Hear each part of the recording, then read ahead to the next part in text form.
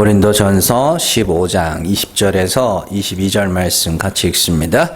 그러나 이제 그리스도께서 죽은 자 가운데서 다시 살아나사 잠자는 자들의 첫 열매가 되셨도다. 사망이 한 사람으로 말미암았으니 죽은 자의 부활도 한 사람으로 말미암는도다. 아담 안에서 모든 사람이 죽은 것 같이 그리스도 안에서 모든 사람이 삶을 얻으리라. 아멘. 고린도전서 86번째 시간입니다. 주의 발자취를 따라입니다.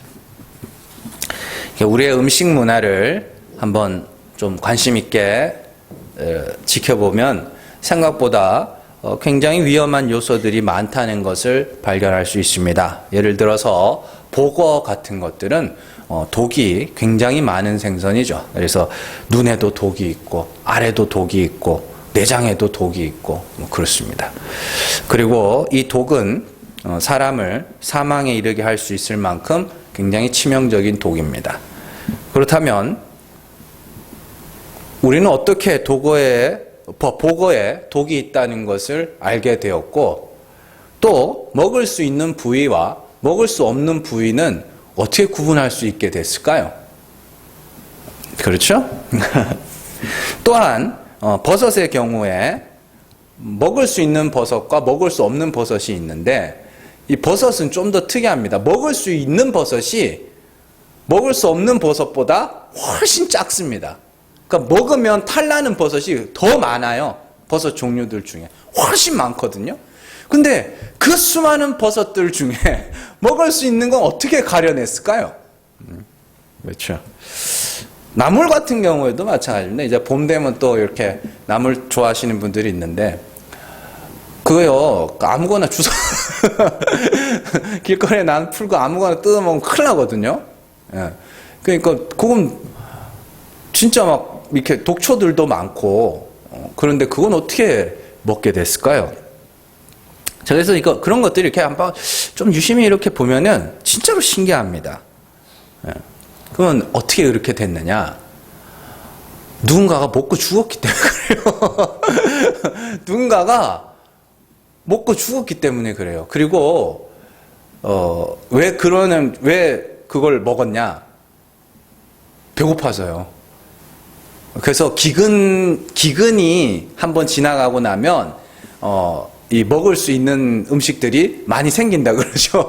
그래서 우리가 뭐 잘 아는 것처럼 도루묵 같은 이야기 다 아시죠? 원래 그 이름이 묵이었다고 그러죠. 근데 이제 너무 배가 고프니까, 왕도 배가 고프니까 왕한테 이렇게 줬더니 맛있다고, 너무 맛있어가지고 다시 전쟁 끝나고 왕궁에 돌아가서 궁궐에 돌아가서 다시 그때 그거 먹고 싶다고 가져왔더니 맛이 하나도 없거든요. 그러니까 이제 도루묵이라 해라. 그래서 이제 그게 도루묵이에요. 그 물고기 있잖아요. 그거 진짜 먹을 감 없는 거, 맛도 없는 거. 어쨌든 우리가 음식을 지금처럼 풍성하게 먹을 수 있었던 시기는 역사상 단 한 차례도 존재하지 않았습니다. 사람들은 항상 배고팠고, 항상 음식에 갈급함이 있었고, 또 항상 기근이 한번 지나갔다 그러면 많은 사람들이 굶어 죽는 그런 시간이 있었습니다. 그렇기 때문에 무엇이든지 먹을 수 있는 것을 찾아다녔고, 그로 인해서 어떤 것은 먹고 죽는가 하면 어떤 것은 먹고 사는 것을 서로 비교 대조하면서 먹을 수 있는 것과 먹을 수 없는 것을 구분하게 된 것이죠. 그리고 오랜 시간 축적된 자료들이 이제 오늘 음식 문화가 이렇게 지금까지 흘러오게 된 것이죠. 자, 결국에는요, 지금의 음식 문화는 앞선 사람들의 그 목숨을 건 도전의 결과물이다. 그렇게 보시면 됩니다. 그리고 사실 음식뿐만이 아니라 의학이나 과학 분야에서도 그런 것들은 동일하게 나타납니다. 그래서 어떤 학자들은 과학은 새로운 것의 발견이 아니라 희생의 결과물을 분석한 것이다. 이렇게 이야기를 합니다. 그래서 예를 들어서 그 방사성 물질을 발견했던 그 퀴리 부인 같은 사람들 있죠. 그 사람이 물론 나이가 좀 들긴 했습니다만은 암으로 죽거든요. 그때 당시에는 방사능 때문에 죽었다고 아무도 몰랐어요. 그때까지만 해도. 그래서 근데 이제 시간이 지나면서 방사능이라는 것이 있구나라는 걸 알게 된 거고, 그리고 그 기간 동안에 또 많은 일들이 있었습니다. 그 미국에서 원자폭탄 그 실험할 때 그 나중에 핸드폰으로 영상 한번 보세요. 기자들이 찍고 있어요, 그걸. 기자들이. 그래서 피폭당해요. 그러니까 폭탄 맞아 죽은 게 아니고 굉장히 멀리서 찍긴 하거든요. 굉장히 멀리서 찍는데 그 바람 있죠? 바람이 나오거든요. 이거 에너지파인데 그걸 다 받아요.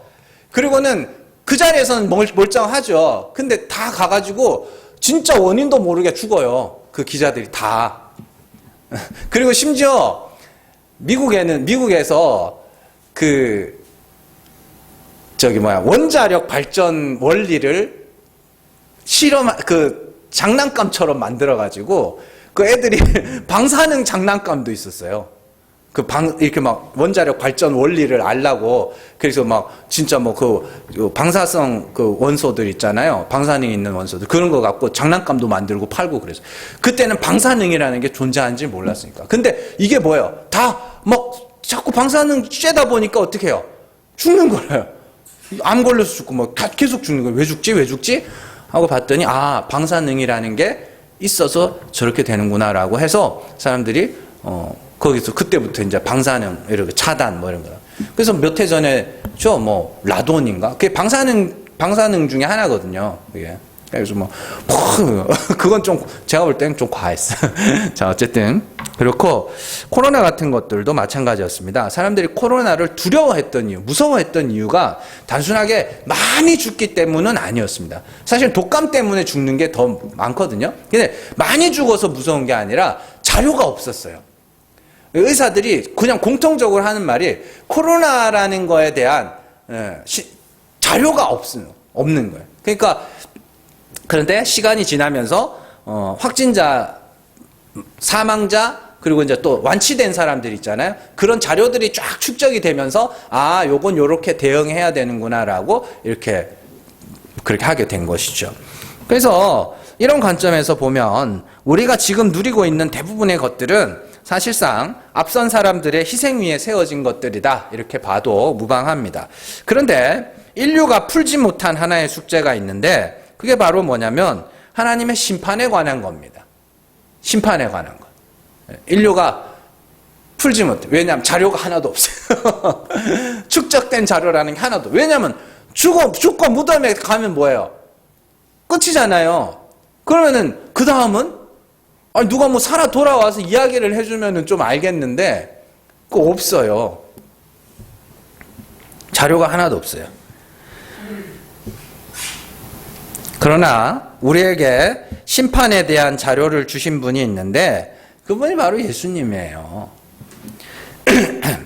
오늘 말씀에서 예수님을 부활의 첫 열매 이렇게 이야기를 합니다. 부활의 첫 열매가 뭐냐면 처음 부활하셨다. 그 뜻은 아닙니다. 첫 열매라는 건 하나님이 받으시는 것이라는 뜻입니다. 그래서 예수님이 부활하셔서 하나님이 받으시는 자가 어떠한 자인지를 보여주신 겁니다. 예수님의 부활 자체가 하나님은 이런 자를 받으신다라는 걸 보여준 거예요. 그러니까 하나님은 어떤 자를 받으신다는 거예요? 죽어서 산 자. 이 땅에서 죽어서 산 자들만 하나님이 받으신다. 그걸 부활의 첫 열매라 이렇게 이야기를 합니다. 그래서 우리가 예수 그리스도를 통하여 하나님이 받으시는 사람은 저런 사람이구나라는 걸 우리가 보는 거예요. 그렇게. 그래서 그리스도께서 걸어가신 죽음과 부활의 길을 우리가 똑같이 걸어갈 수 있게 된 것이죠. 계시록 14장 4절 말씀 같이 읽습니다.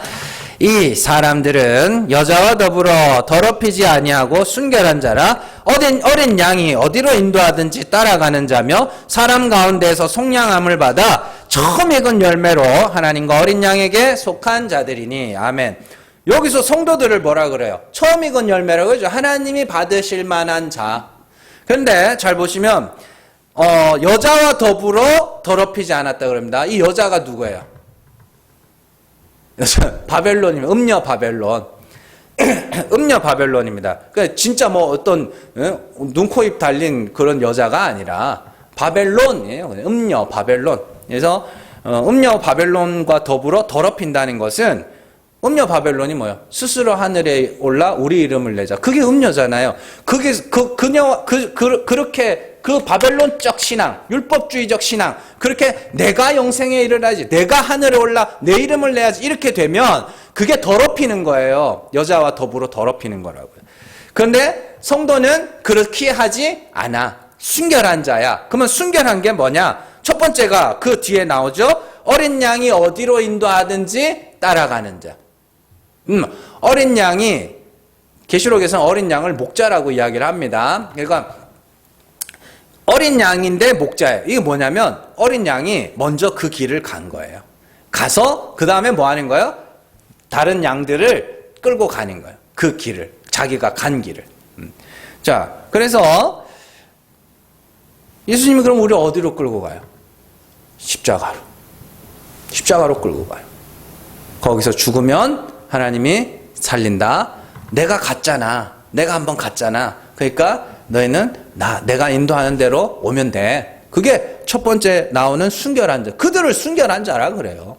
뭐 깨끗하고 뭐 이런 순결한 게 아니라 그리스도의 인도하심을 따라가는 자.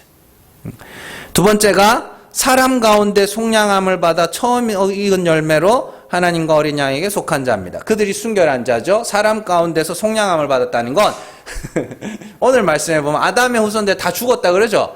그죠? 그 아담의 죽은 자들 가운데서 하나님이 뭐 한 거예요? 산 거예요. 속량, 값주고 산 거예요. 사서 그리스도에게 속한 자들. 처음 익은 열매. 하나님이 받으실 만한 자로 이렇게 가는 거죠. 자,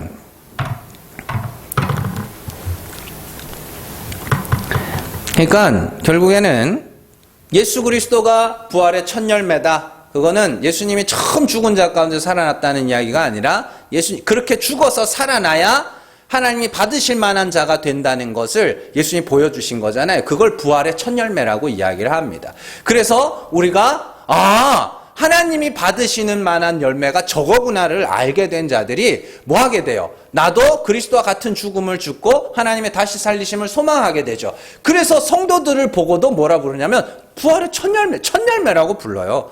야고보서 1장 18절. 자, 같이 읽습니다. 그가 그 피조물 중에 우리로 한 첫 열매가 되게 하시려고 자기의 뜻을 따라 진리의 말씀으로 우리를 낳으셨느니라. 아멘죠? 부활의 첫 열매. 예수님은 바울은 예수님을 부활의 첫 열매라고 하는데 야고보는 성도들을 보고 첫 열매라 그래요. 그러니까 첫 열매는 그러면 처음 열매가 있고 둘째, 셋째, 넷째, 다섯째 이게 아니라 처음 것. 하나님이 받으신. 그래서 이게 율법에서 나온 단어들입니다. 다. 하나님이 다 맨날 뭐 달라 그래요. 처음 난 거, 첫 열매. 그거요. 하나님이 받으시는 거. 누가 하나님이 받으시는 거냐? 죽어서 살아난 자. 그들만 하나님이 받으신다. 자, 그래서 성도들을 그리스도와 연합한 자라고도 부릅니다. 왜냐하면 그리스도께서 십자가에서 죽으시자 하나님이 그를 죽은 자 가운데서 살려내셨습니다. 그렇다면 우리도 그리스도와 같이 십자가에서 죽으면 그리스도를 죽은 자 가운데서 살리신 하나님이 그리스도와 같이 죽은 우리도 살리실 줄을 믿고 뭐 해야 돼요? 죽어야 돼요. 그래서 그리스도와 같은 죽음을 죽은 자들은 그리스도와 연합하여서 그리스도와 같은 모양으로 부활할 것이기 때문에 우리가 우리 이 땅에서 죽은 우리가 곧 뭐예요? 하나님이 받으실 만한 첫 열매. 로마서 6장 5절 같이 읽습니다. 만일 우리가 그의 죽으심과 같은 모양으로 연합한 자가 되었으면 또한 그의 부활과 같은 모양으로 연합한 자도 되리라. 자, 이 시제가 중요합니다. 6장 5절에서 그의 죽으심과 같은 모양으로 연합한 자가 되었으면, 지금 죽었으면 그의 부활과 같은 모양으로 연합한 자도 될 거야. 이렇게 했죠. 그러니까 자, 구약의 이야기로 조금 쉽게 설명을 해드릴게요. 하나님은 이스라엘 백성들을 애굽에서 건져내신 후에 몇 번이나 말씀하셨습니다. 내가 너보다 앞서 나갈 거다. 내가 너의 앞서 갈 거다. 그죠? 그러면 하나님이 우리보다 앞서 가신다. 앞서 행하신다는 건 그 뒤를 따르는 우리는 반드시 그분이 가신 길을 걸어가야 되는 거죠. 근데 자기들이 걸어가요? 아닙니다. 하나님이 끌고 갑니다. 자기들이 갈 거였으면은 뭐 해야 돼요? 40일 만에 가겠죠. 거기 2달 만에 가나안으로 갔겠죠. 근데 하나님이 끌고 갑니다. 40년 광야 세월을.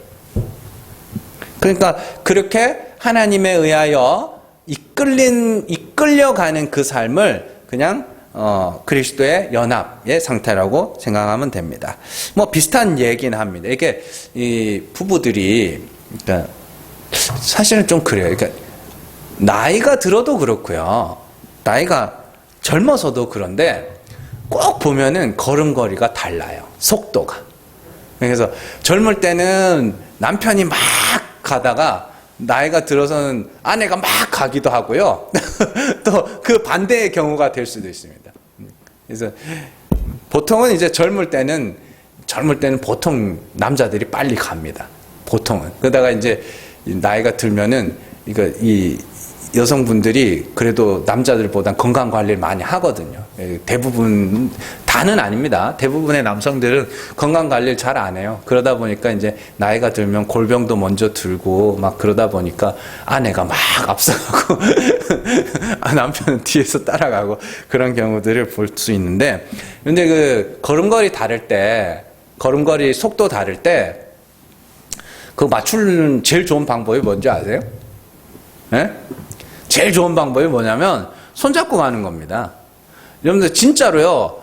그 좀 뭐 가족끼리 이러는 거 아니라 생각하지 마시고 그래도 손잡고 한번 걸어보세요. 그러면은 희한하게 속도 맞춥니다. 예. 한 사람은 빨리 가는 사람, 그러니까 자연스럽게 이렇게 빨리 걷는 사람은 자연스럽게 끌고 가게 되고요. 또 좀 느린 사람은 좀 끌려갑니다. 이렇게 끌려가면서 조금 빨라가요. 희한하게 맞아요. 희한하게 속도가 맞다고요. 근데 그보다 더 중요한 거는 둘이 손잡고 가면 절대로 방향이 어긋날 일은 없습니다. 예. 그러니까 너무 내외하지 마세요. 그래놓고 좀 그렇게 좋은 방법이 있거든요. 손잡고 가는 좋은 방법이 있거든요. 근데 꼭 보면은 막 저 아내가 앞서가고 남편이 앞서가고 저 인간은 배려심이 없다고 뭐 그러지 마시고 그냥 손을 덥석 잡고 가져요. 욕하지 마시고. 자, 그렇습니다. 그리스도와 연합한다는 게 그런 겁니다. 그리스도께서 우리를 진짜로 끌고 가시는 겁니다. 그가 걸어가신 길 따라. 여러분들 모세가 광야에서 생활했잖아요. 아시죠? 광야에서 생활했습니다. 그리고 모세가 홍해를 지나서 광야로 인도해 가죠. 예. 그게 하나님 괜히 그랬던 것 같으세요? 아니면 모세는 그리스도의 모형이에요. 가야 될 길을 먼저 걸어가죠. 그리고 돌아와서 그리고 자, 그리스도께서 십자가에 죽으시고 부활하셨습니다. 그리고 성령으로 오셔서 어떻게 우리를 그가 가신 길로 끌고 갑니다. 그래서 그리스도를 죽은 자 가운데서 살리신 이의 영이 우리 가운데 거하시면 우리 죽을 몸도 살리시래. 이렇게 되는 거거든요. 같은 방향으로 가는 거예요. 문제는 예수님이 우리를 끌고 가신다는 게 중요한 게 아니라 그 방향이라 그랬죠. 방향. 죽은 자 가운데서 살아나는 방향으로 끌고 갑니다. 그러면 뭐 해야 돼요? 죽음으로 가야 되는 거예요. 그래서 예수님이 우리를 인도하셔서 우리를 저주의 십자가로 끌고 가는 겁니다. 그러나 하나님이 그리스도를 죽은 자 가운데서 살리신 것을 보았기 때문에 나의 죄가 드러날 때마다 어떻게 해요? 하나님 나를 불쌍히 여겨 주시옵소서. 그게 곧 뭐예요? 산 거예요. 그들이 산 자라고요. 그들이 의로운 자라고요. 그래서 예수님의 손아귀 아래, 예수님의 인도하심 아래 있는 자들은 뭐예요? 벗어날 수가 없어요. 일부러 끌고 가요. 하나님 억지로라도 끌고 가십니다. 자, 그래서 시편 23편이 그걸 이야기를 하거든요. 예수님, 여호와는 나의 목자시니 내가 부족함이 없으리로다. 그가 나를 푸른 초장과 실만한 물가로 인도하시는도다. 그런데 잘 보시면은 그 목자가 여호와는 나의 목자인데, 선한 목자인데, 그 양들을 사망의 음침한 골짜기로 끌고 갑니다. 그거 그렇게 가면 안 돼요. 목자들은 안전한 길로 가야 돼요. 근데 사망의 음침한 골짜기로 끌고 가요. 왜요? 주의 지팡이와 막대기가 나를 안위하신다는 걸 알라고, 겪으라고. 그리고 결정적으로 여호와는 나의 목자가 되셔서 우리의 삶을 인도하시는 이유가 하나 있어요. 그 시편 23편 3절 같이 읽습니다. 자, 내 영혼을 소생시키시고 자기 이름을 위하여 의의 길로 인도하시는도다. 아멘. 여기서 중요한 게 뭐냐면 자기 이름을 위하여예요. 우리 이름이 아니라 자기 이름을 위하여 의의 길로 인도하시는 겁니다. 의의 길은 사망의 음침한 골짜기가 의의 길이에요. 예. 거길 지나야 푸른 초장과 쉴만한 물가가 있는 겁니다. 그래서 사망의 음침한 골짜기를 지나면서 하나님이 나를 구원하셨네요. 그리스도가 나를 구원하셨네요. 이거를 배워야 된다고요. 그 사망의 음침한 골짜기를 통과하면서. 그러면은 원수의 목전에 상을 펼치시고 우리에게 내 잔을 기름 머리에 왜 이렇게 말씀이 생각이 안 나냐? 그래서 내 잔이 넘치나이다 막 그러죠. 그게 뭐냐면 하나님이 오셔서 하나님이 우리를 사망의 음침한 골짜기, 그 고난의 골짜기로 우리를 인도하신 이유가 뭐예요? 하나님의 이름을 높이시기 위해서죠. 그러면 우리는 뭐예요? 하나님의 이름을 높이기 위한 도구였던 것이죠. 그래서 애썼다. 그렇게 상을 차려주시는 겁니다. 그걸 보시고는 너네 진짜 세상에서 신앙생활 잘 해가지고 내가 이게 아니에요. 내 이름 높이니라 애썼다. 그런 겁니다. 그래서 원수의 목전에 상을 차려주시는 거예요. 참. 오늘 말씀 한번 보세요. 21절과 22절 말씀. 자, 사망이 한 사람으로 말미암았으니 죽은 자의 부활도 한 사람으로 말미암는도다. 아담 안에서 모든 사람이 죽은 것 같이 그리스도 안에서 모든 사람이 삶을 얻으리라. 이렇게 되어 있습니다. 자, 바울은 21절과 22절에서 사람을 두 부류로 나누고 있습니다. 두 부류로. 그죠? 그래서 사실 모든 사람이 이 두 부류에 속해 있습니다. 이것 외에 다른 부류는 없습니다. 제가 성탄절 때마다 늘 말씀을 드리지만 이 세상에 태어나는 모든 사람들은 다 아담의 후손입니다. 아담의 후손. 그러니까 우리는 다 아담 안에서 뭐 한 거예요? 죽은 자들입니다. 다. 나면서부터 죽은 자들이에요. 자, 한 부류는 아담 안에 있는 자들이고 한 부류는 예수님 안에 있는 자들입니다. 그리고 아담 안에 있는 자들은 다 뭐예요? 사망입니다. 다 죽은 사람들입니다. 반면에 예수 안에 있는 자들은 뭐예요? 부활이라고 이야기를 합니다. 그렇다면 성도는 아담 안에서 예수님 안으로 이동한다는 뜻이죠. 그럼 태어나자마자 예수님 안에 있는 자, 아담 안에 있는 자, 이게 아니라 모두가 아담 안에 나는데 하나님이 그 중에 몇 사람을 예수 그리스도 안으로 뭐 하는 거예요? 속량하시는 겁니다. 이동시키시는 거예요. 그러면 그러면 뭘 이동한다는 게 도대체 무슨 뜻이냐? 절에 있다가 교회 오면 이동하는 거냐? 아니면 집에 있다가 교회 오면 이동하는 거냐? 그런 거 아닐 거 아닙니까? 그 이동한다는 게 무슨 뜻이냐? 자, 예수님의 말씀을 잘 보시면 됩니다. 자, 요한복음 5장 24절 같이 읽습니다. 내가 진실로 진실로 너희에게 이르노니 내 말을 듣고 또 나 보내신 이를 믿는 자는 영생을 얻었고 심판에 이르지 아니하나니 사망에서 생명으로 옮겼느니라. 자, 요한일서 3장 14절 같이 읽습니다. 우리는 형제를 사랑함으로 사망에서 옮겨 생명으로 들어간 줄을 알거니와 사랑하지 아니하는 자는 사망에 머물러 있느니라. 아멘. 잘 보세요. 5장 24절. 내 말을 듣고, 내 말을 듣는 게 뭐예요? 예수님이 하신 말씀입니다. 내 말을 듣는 게 뭐예요? 예수님의 말이 뭐예요? 하나님, 예수님이 말씀하시고 예수님이 나타내신 하나님, 내 말을 듣고 내가 나타낸 하나님을 듣고 나 보내신 이를 믿는 자. 같은 말이죠. 자, 예수님은 하나님이 어떠한 분이신지를 나타내기 위해서 이 땅에 오셨습니다. 그래서 예수님의 말을 잘 듣고 당신을 보내신 그 하나님이 죽은 자를 살리시는 분이네요 라고 믿으면 그를 뭐라 그래요? 그는 영생을 얻었고 심판에 이르지 아니하나니 그는 사망에서 아담 안에서 생명으로 부활로 넘어온 거야. 그렇게 이야기합니다. 자, 그러면 요한일서 3장 14절에서는 뭐라 그래요? 요한복음 5장 24절에서는 내 말을 듣고 나 보내신 이를 믿는 자라고 했지만 요한일서 3장 14절에는 형제를 사랑함으로 이렇게 되십니다. 형제를 사랑하는 게 뭐예요? 첫째 아들이 둘째 아들 사랑하는 거. 여기서 요한일서에서 형제 단수로 쓰이면 예수입니다. 형제를 사랑한다는 게 뭐예요? 예수님이 뭐하러 오셨다고요? 하나님을 어떠한 분인지를 나타내셨죠. 네. 그래서 하나님이 그런 분이심을 믿으면 그게 뭐예요? 형제를 사랑하는 겁니다. 그들은 사망에서 옮겨 생명으로 넘어갔거니와 사랑하지 않는 자, 예수 그리스도께서 나타내신 그 하나님을 믿지 않는 자, 하나님은 그런 분이 아니지, 믿지 않는 자, 부인하는 자는 여전히 사망에 머물러 있다, 이런 뜻입니다. 그러니까 그러면 어떻게 되는 거냐?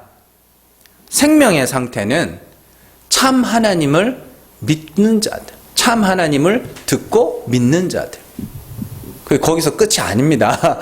죽은 자를 살리시는 분이심을 믿으면 반드시 뭐가 있어야 돼요? 행함이 있어야 되죠. 무슨 행함이? 죽는 행함이 있어야 됩니다. 그거 없으면 안 됩니다. 그건 말뿐인 믿음이에요, 그게.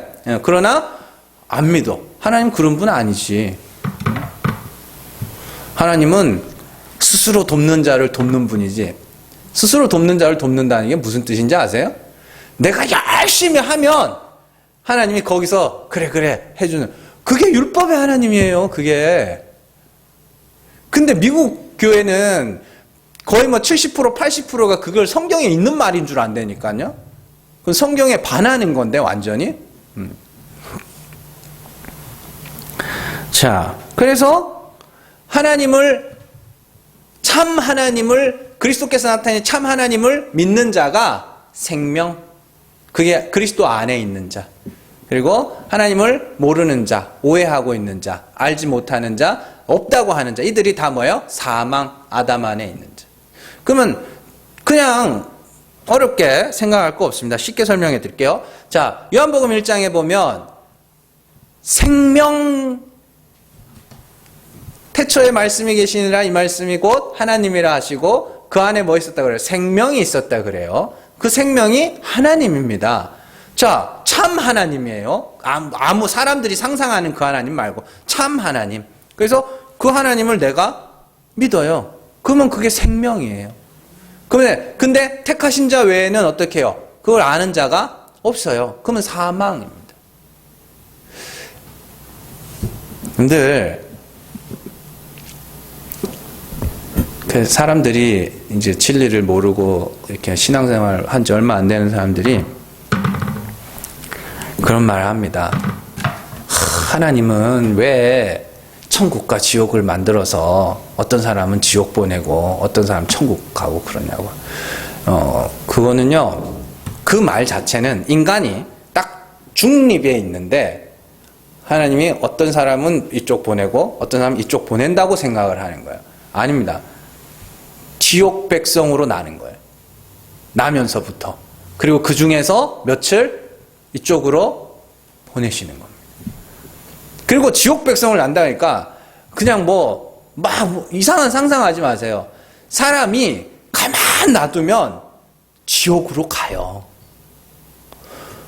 여러분도 아셔야 됩니다. 하나님, 아까 전에 제가 예수 그리스도의 인도하심에 대해서도 말씀을 드렸지만 가만 놔두면요 알아서 지옥으로 갑니다.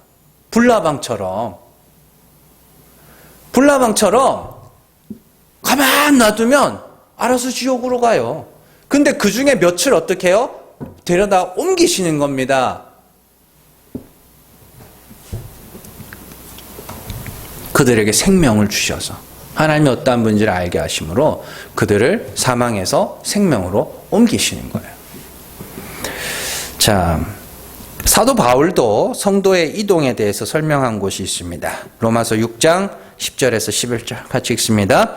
그가 죽으심은 죄에 대하여 단번에 죽으심이요 그가 살아계심은 하나님께 대하여 살아계심이니 이와 같이 너희도 너희 자신을 죄에 대하여는 죽은 자요 그리스도 예수 안에서 하나님께 대하여는 살아있는 자로 여길지어다. 아멘. 예수님은 죄에 대하여 단번에 죽으셨고 그렇게 죽으면 그게 하나님 앞에서 산 자가 되는 겁니다. 그렇죠? 그리고 성도는 그리스도와 합하여 그리스도를 합하여 죄에 대하여 죽는 거예요. 죄에 대하여 죽는다는 게 나는 이제 죄 안 지어 이게 아닙니다. 그게 아니라 하나의 죄로 그냥 온 율법에 대하여 죽어버리는 거예요. 그렇게 죽으면 하나님께 대하여 그들이 뭐예요? 산자다. 그러면서 성도의 이동을 그 바로 뒤에 15절에서 설명을 해줍니다. 로마서 6장 15절 같이 읽습니다. 그런즉 어찌하리요 우리가 법 아래에 있지 아니하고 은혜 아래에 있으니 죄를 지으리요 그럴 수 없느니라. 아멘. 법 아래에 있어야 죄라는 게 성립이 됩니다. 근데 법에 대하여 죽어버렸는데 어떻게 죄라는 게 성립이 될 수가 없을 거 아닙니까? 죽었다는 건 그냥 사형수한테 이거 죄, 저 죄, 이제 저 죄 해봐야 얘는 어차피 뭐예요? 어차피 사형수예요. 그 차이입니다. 그래서 성도는 법 아래에서 은혜 아래로 이동한 자다. 왜요? 어떻게 해요? 그리스도가 그 은혜가 뭔지를 나타내셨으니까. 죽은 자를 살리시는 분임을 알고 그게 은혜거든요. 그래서 이 구도를 오늘 말씀에 대입을 하면 이렇게 되죠. 아담 아래에 있는 것이 뭐예요? 법 아래에 있는 거. 그 법 아래에 있는 자들의 특징이 뭐예요? 아담의 뭐예요? 아담이 선악과 따먹고 뭐 했어요? 내가 생명나무 열매를 따먹고 영생에 이르겠다. 내가 영생에 이르겠다. 그게 사망에 있는 자들이에요. 그러나 그들 중에 어떤 이들을 하나님께서 진리를, 생명을, 성령을 부으시사 그들에게 뭐 하시는 거예요? 하나님이 어떠한 분인지 알게 하심으로 뭐 하는 거예요? 아이고 하나님 나를 불쌍히 여겨 주시옵소서. 내 힘으로 갈 수 있는 게 아닙니다. 주님이 나를 불쌍히 여겨 주셔야 내가 겨우 구원받습니다. 이게 생명의 상태입니다. 네. 자,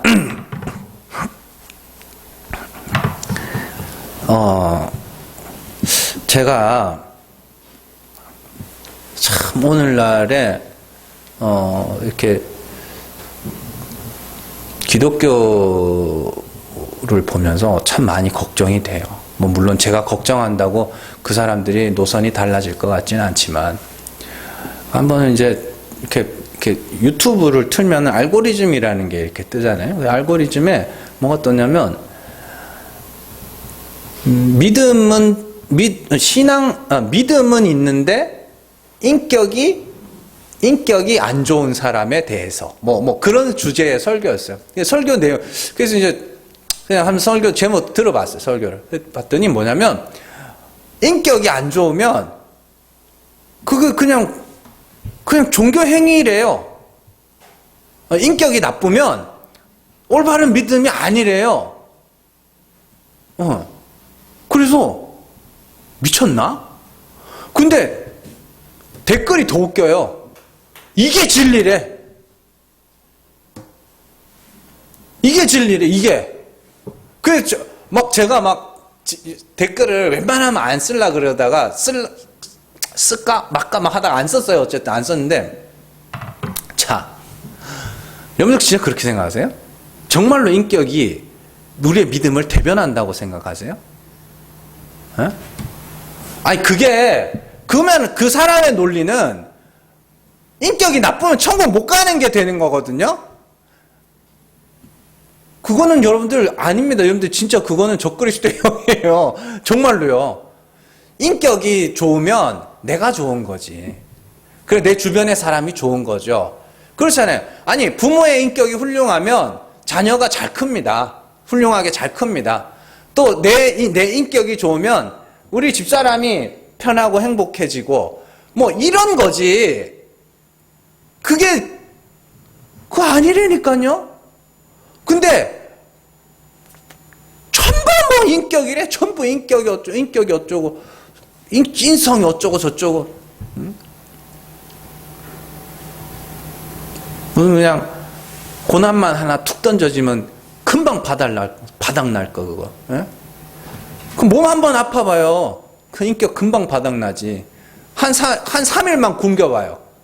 예? 인격이 어딨어? 그 재산 그거 한번 다 털어내봐요. 그거. 진짜 잘 사는 사람들은요, 훨씬 더 인격이 좋습니다. 왜냐하면 그 사람들은 지킬 게 많아요. 지킬 게 많아서 인격이 좋아요. 예. 그러니까 내가 보면서, 아니, 그렇다고 인격을 막 쌓으라는 이야기는 절대 아닙니다. 성도에게 인격의 도야가 필요한 이유는 복음을 전하기 위한 수단으로서 필요한 거라고 늘 말씀을 드리죠. 복음을 전하는 데 있어서 내 말이나 내 행동이 다른 사람들에게 비방받지 않을 만큼은 해줘야 된다고. 근데 무슨 인격이 전부 다 우리 신앙의 목적인 것처럼 그렇게 가르쳐버리면 그러면 안 된다고요. 그건 결국에는 뭐냐? 일반 사람들한테 욕 안 먹으려고 그냥 신앙생활 하는 거나 똑같거든요. 그게 아닙니다. 성도는 반드시 이 땅에서 내 죄와 내 허물을 보고 인정하고 죽어야 돼요. 인격적으로 아주 인격 개판인 나 자신을 발견하는 일들이 있어야 된다고요. 근데 자꾸만 시대마다 윤리와 도덕, 희생과 봉사, 인격, 정의로운 사람, 선한 사람 이런 것들을 자기들이 교회들이 자꾸 정해놓고 그걸 그냥 이렇게 살면 그냥 좋다, 편하다, 유익하다 이게 아니라 이게 믿음이야라고 가르쳐버리는 거예요. 성경은 그렇게 말하지 않는데 그럼 예수님은 그럼 인격이 좋았냐? 좋았어요? 별로 안 좋아요. 욕을 얼마나 잘해요. 욕을 얼마나 잘해요. 아니 그러면 바리새인들하고 서기관들한테만 막 그랬어요? 아니 자기 제자한테도 그랬어요. 마귀 새끼야 내 뒤로 와 이러고 막. 이것도 넌 믿음이 왜 그 모양이냐? 맨날 그랬는데 가지고 그냥 시각장애인한테 말이야 침 발라가지고 이래가지를 안나. 요즘 같았으면 돌 맞을 일일 거야. 아이고 요즘에 전장현 시위할 때 경찰들이 얼마나 많이 다치는지 아세요? 엄청나게 많이 다칩니다. 여러분들 전동 휠체어 있죠? 전동 휠체어 이런 거. 그 무게가 막 100kg가 훨씬 넘어요. 그거 갖고 그냥 갖다 박아버린다니까요. 그러니까 경찰들 막 다 까지고 난리나. 지금 시대에 예수님이 그래 보세요. 침 뱉어가지고 이 흙 으깨가지고 이렇게 발라가지고. 와, 장애인 비하한다고. 그럼 그게 무슨 오늘날 기준으로 그 인격이 그런 게 어디 있어요, 세상에. 응?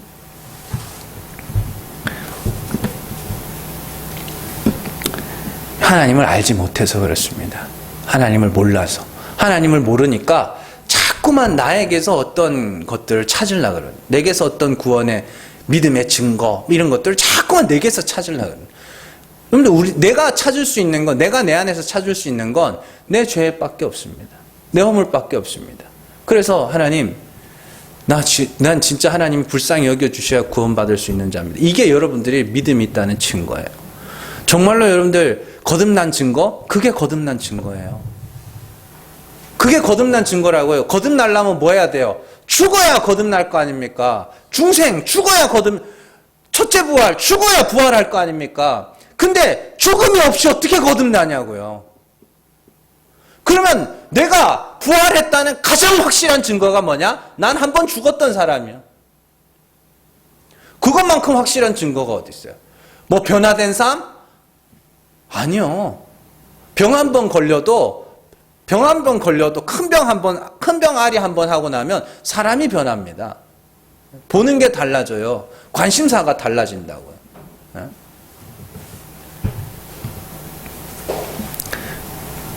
하나님을 아셔야 됩니다. 확실하게 알고 확실하게 믿으십니다. 하나님은 죽은 자를 살리시는 은혜의 하나님입니다. 그래서 그 하나님을 우리에게 나타내시기 위해서 그리스도는 죽은 자 가운데서 살아나셔서 하나님이 받으실 만한 첫 열매가 되셨고, 이제 그 길을 걸어가신 그리스도께서 성령으로 우리에게 임하셔서 주님이 걸어가신 길을 그대로 걷게 하는데, 그 길이 무슨 길이에요? 십자가로 가는 길입니다.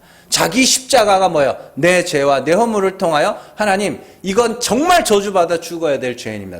나라는 인간은 그것밖에 안 되는 자입니다. 이 방향으로 끌고 가신다고. 그게 맞는 길이에요. 그래서 우리는 우리 자신에게 정말 실망해야 되는 겁니다. 실망해야 돼요. 그러나 그럼에도 불구하고 우리를 죽은 자 가운데서 살리신 하나님의 은혜로 말미암아 어떻게 해요? 우리가 하나님으로 기뻐하고 찬송하고 예배하고 감사하는 겁니다.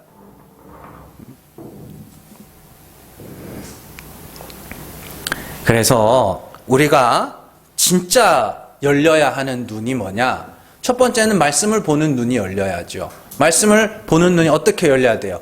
그 전까지는 우리가 구약 성경을 보면서 다윗처럼 살아야지, 야곱처럼, 요셉처럼 살아야지, 다니엘처럼 살아야지 이렇게 봤다면 이제는 하나님이 이런 분이구나. 진짜 하나님이 은혜의 하나님이네. 지금까지는 다윗이 대단하고 요셉이 대단하고 다니엘이 대단하고 솔로몬이 대단하고 아브라함이 대단한 거 한 줄 알았더니 성경이라는 것 자체가 하나님이 어떠한 분인지를 기록하고 있는 책이구나. 진짜로 하나님이 죽은 자를 살리시고 그 구원하신 자들의 찬송을 받으시는 분이구나라고 그렇게 보이는 게 성경을 보는 눈이 열립니다. 그 다음에는 무슨 눈이 열려야 되냐? 나를 보는 눈이 열려야 됩니다. 나를 보는 눈이. 어떻게 열려야 돼요? 내 죄가 보여야 됩니다. 아직까지도 나는 죄가 없다. 나는 잘못한 게 없다 하는 그런 삶을 살고 있지는 않는지. 그런데 그러면 안 됩니다. 얼마든지 실수할 수 있고 얼마든지 잘못할 수 있고 내가 잘한다고 했던 게 오히려 그것이 큰 죄라는 것을 알 때가 있습니다. 저는 이제 좀 잔소리가 많아요.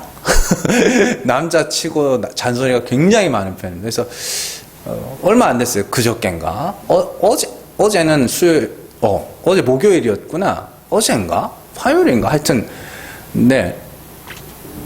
집에 가서 이제 애들하고 이렇게 밥 먹고 이런저런 이야기를 하다가 제가 자꾸 말을 하는데 넌 이렇게 저렇게 하고 저렇게 잔소리 너무 많이 하는 거예요.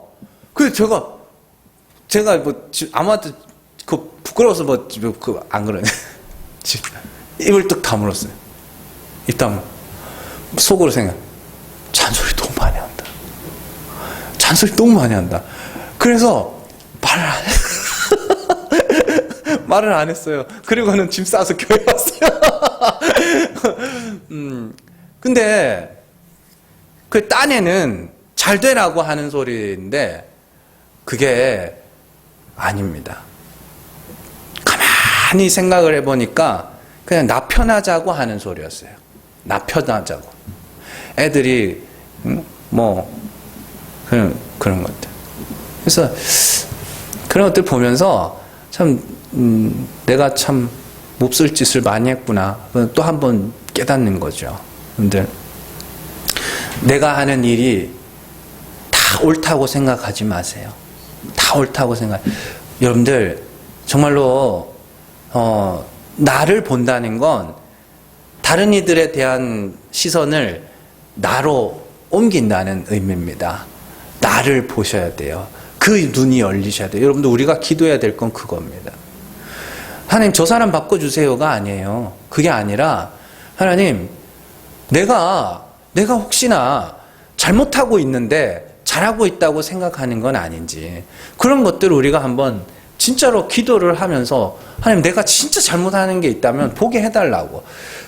못 고칠지언정 알게는 해달라고.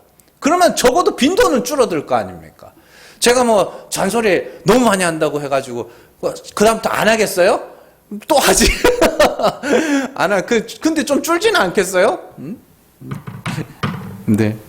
잘 기억하시고 정말로 하나님이 죽은 자를 살리시는 은혜 하나님이심을 말씀을 통해서 확인했으면 이제는 우리의 눈을 열어서 정말로 내가 죽은 자인가? 정말로 내가 하나님이 살리셔야만 하는 죽은 죄인인가?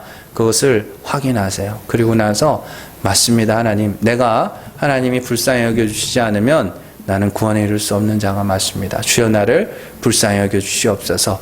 그 자리로 나가서 정말로 죽은 자 가운데서 이 땅에서 죽는 게 하나님 앞에서 사는 건 줄로 알고, 바울이 그러죠. 이제 몇 주 뒤에 배울 건데, 나는 날마다 죽는다. 날마다 죽는다고 이야기합니다. 잘 기억하시고, 정말로 성령이 우리를 이끌어 십자가를 통과하여 하나님 보좌 앞으로 인도해 가시는 역사가 우리 가운데 충만하기를 주님의 이름으로 축원합니다. 이 시간 우리 같이 기도하기를 원합니다. 오늘 말씀을 잘 기억하시면서, 하나님 정말로 우리가 내가 모든 것을 다 잘하고 있고 내가 하는 것이 모든 것은 옳다고 생각하는 것은 아닌지, 하나님 정말로 혹 내가 알지 못하는 내 죄와 내 허물, 정말 그것들을 주님께서 보게 하시고 알게 하시사 정말 하나님의 은혜, 주의 긍휼하심을 바라고 정말 하나님의 용서를 바랄 수 있는 자로 날마다 나아갈 수 있도록 이 시간 우리 간절한 마음으로 같이 기도합니다.